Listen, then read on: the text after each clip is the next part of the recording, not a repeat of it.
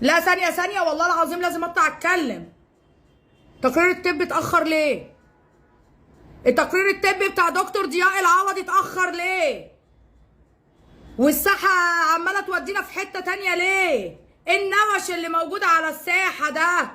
بين الطيبات وبين اللي ضد الطيبات، والإعلامية اللي طالعة ماسكة زوج الدكتور ضياء العوضي، والمحامي أبو جعورة اللي محسسنا إن مفيش زيه اتنين، والدكتور اللي بيقول استلم أبحاث دكتور ضياء العوضي، وأنا اتصلت بالمستشار مصطفى مجدي أقول له الدكتور ده خد أبحاث، قال لي ولا خد أبحاث ولا ادينا له أبحاث، وعمال يهرتل في الكلام على الفاضي، وعايز يبقى دكتور ضياء العوضي التاني، وشايفة نوش على الساحة هيغفلنا عن الهدف الرئيسي، وهو ان احنا مستنيين التقرير النهائي لتشريح جثمان دكتور ضياء العوضي واسباب وفاته.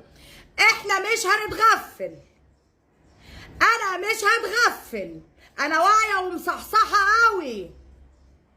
لا انا بقى مع الاعلاميه اللي ضد مراته ولازم يتقبض عليها، ولا ان انا مع اللي عمال يخبط في ده وفي ده وفي ده، ولا مع المحاميين الجعوره اللي مش هيعملوا اكتر من اللي المحامي بتاعه عمله، والبلابله اللي حاصله على الساحه، واللي هو نتغفل والتقرير متاخر. التقرير اتاخر ليه؟ تقرير الطب الشرعي بتاع دكتور ضياء فين؟ اتأخر ليه؟ ما طلعش ليه؟ دي قضية رأي عام، ولا أنا كده بتكلم غلط؟ ولا أنا كده بتكلم غلط؟